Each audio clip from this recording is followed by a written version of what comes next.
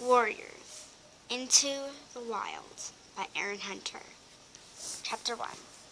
It was very dark. Rusty could see something was near.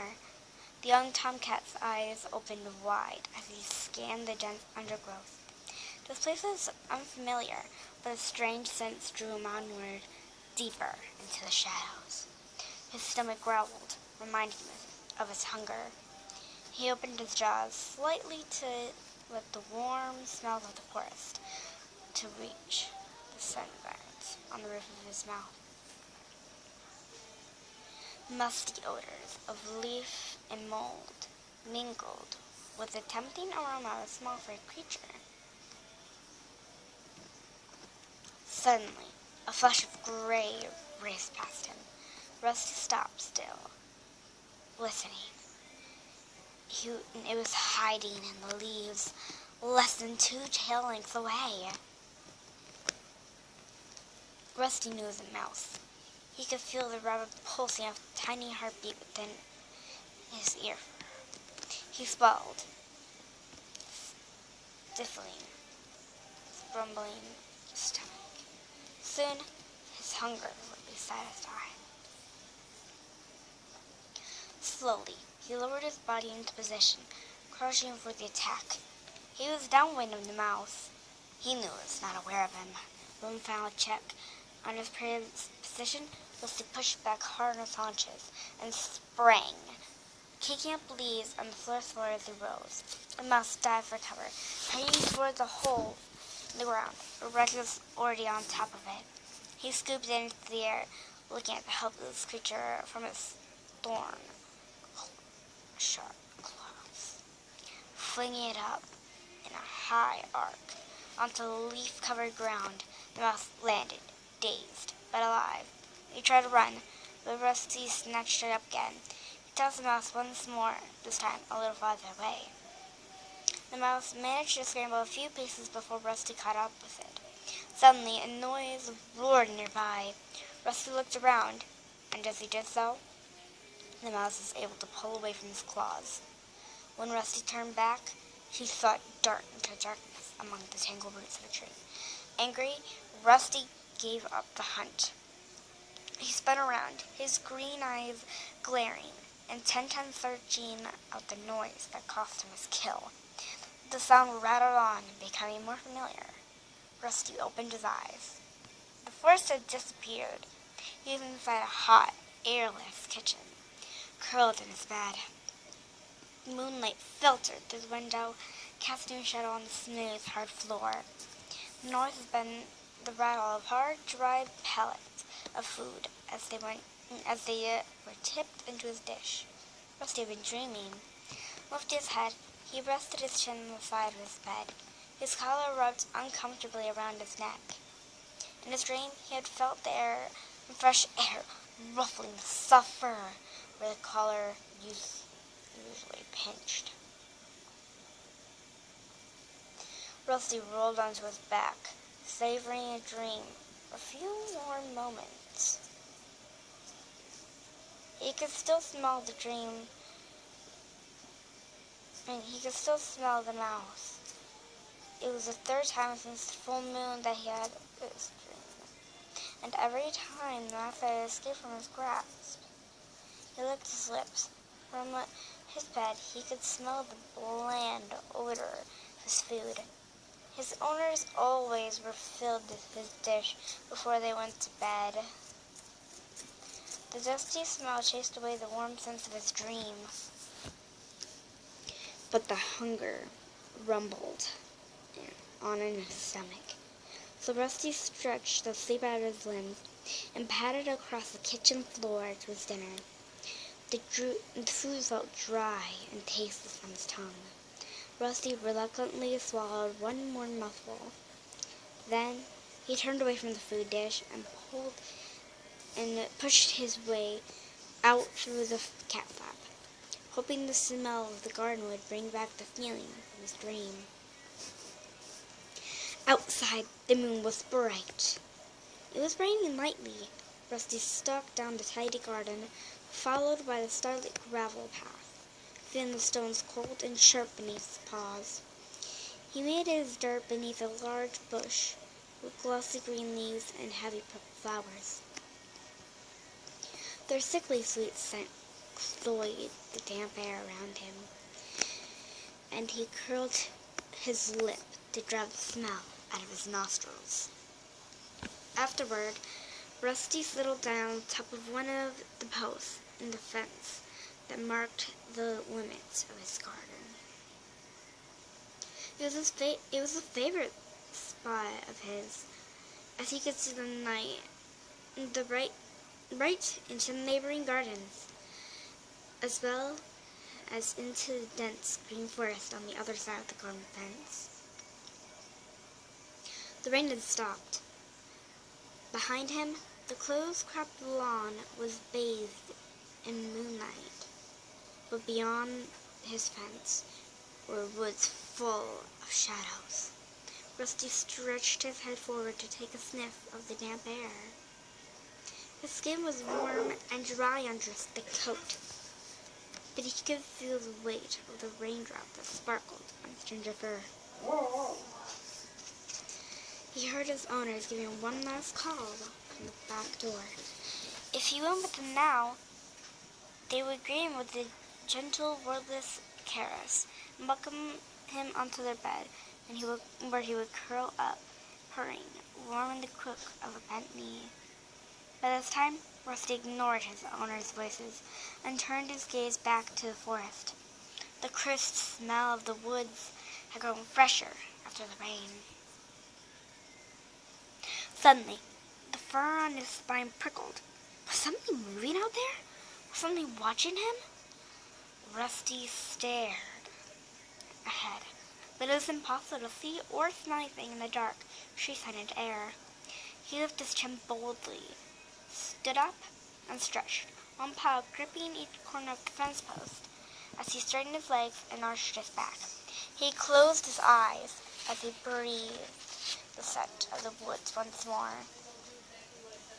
He seemed to promise. Bye, girls. I'll see you in a little bit. Bye. Trinity, make sure you brush your hair really good before we go to Frankfurt.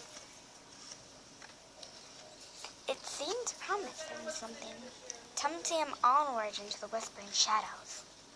Tensing his muscles, he crouched for a moment, and then leaped lightly down to the rough grass on the other side of the garden fence. As he landed, the bell in his collar rang in the still night air. Where are you off to, Rusty? Meowed a familiar voice behind him. Rusty looked up. A young black and white cat was balancing gracefully on the fence. Hello, Smudge, Rusty replied. You're not going out into the woods, are you? Smudge's amber eyes were huge. Just for a look, Rusty promised, shifting uncomfortably. You wouldn't get me in there. It's dangerous. Smudge wrinkled his black nose with distaste. Henry said he went there into the woods once. The cat lifted his head and gestured with his nose over the rows of fences towards the garden where Henry lived. That fat old tabby never went into the woods, Rusty scoffed. He has hardly been beyond his own garden since his trip to the vet. All he wants to do is eat and sleep. No, really, he caught a robin there, Smudge insisted. Well, if he did, then it was before the vet. Now he complains about birds because they disturb his dozing. Well, anyways, Smudge went on, ignoring the scorn in Rusty's mew. Henry told me there are all sorts of dangerous animals out there. Huge wildcats who leave live rabbits for breakfast and sharpen their claws on old bones. I'm only going for a look around, Rusty meowed. I won't stay long. Well, don't say I didn't warn you, purred Smudge. The black and white cat turned and plunged off the fence back and down into his own garden. Rusty sat down on the coarse grass beyond the garden fence. He gave his shoulder a nervous lick and wondered how much of Smudge's gossip was true. Suddenly, the movement of a tiny creature caught his eye. He watched this go under some brambles. Instinct made him drop into a low crouch. With one slow paw after another, he drew his body forward through the undergrowth. Ears pricked, nostrils flared, eyes unblinking. He moved towards the animal. He could see it clearly now. See among the barbed branches, nibbling on a large seed held between its paws. It was a mouse. Rusty rocked his haunches from side to side, preparing to leap. He held his breath in case his bell rang again. Excitement coursed through him, making his heart pound. This was even better than his dreams. And suddenly, a noise of cracking twigs and crunching leaves made him jump. His bell jangled treacherously, and the mouse darted away into the thickest chamber of bramblebush. Rusty stood very still and looked around. He could see the white tip of a red bushy tail trailing through a clump of tall ferns up ahead. It was not a strong, strange scent, definitely a meat eater, but neither cat nor dog.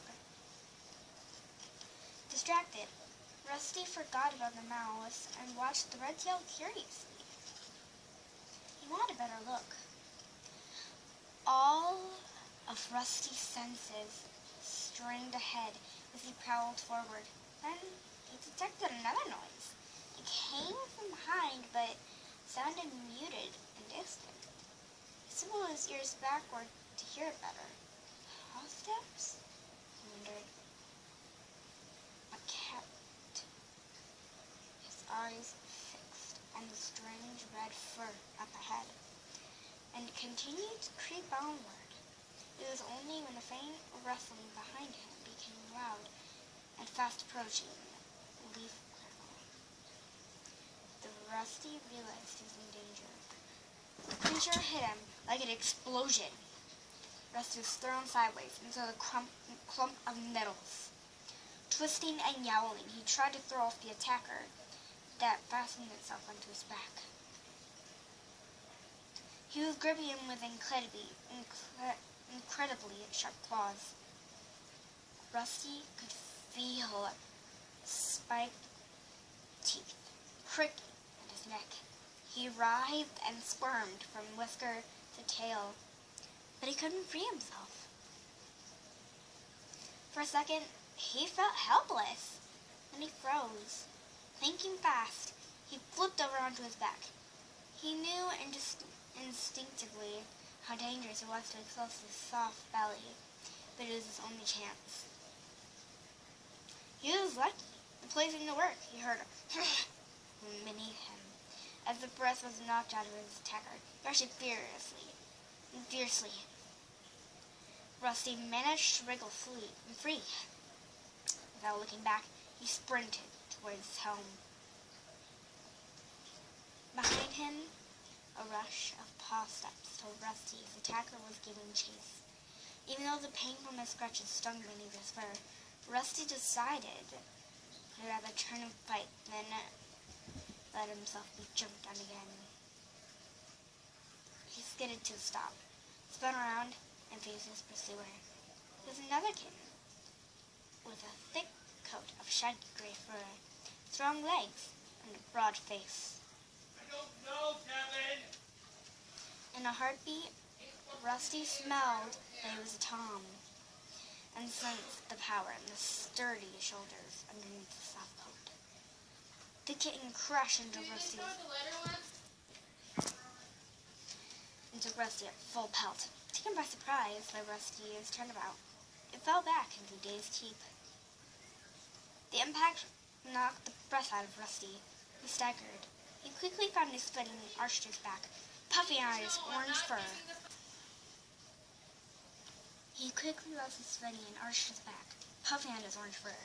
Ready to spring on the other kitten. but his attacker simply sat up and began licking a forepaw. All signs of aggression are gone.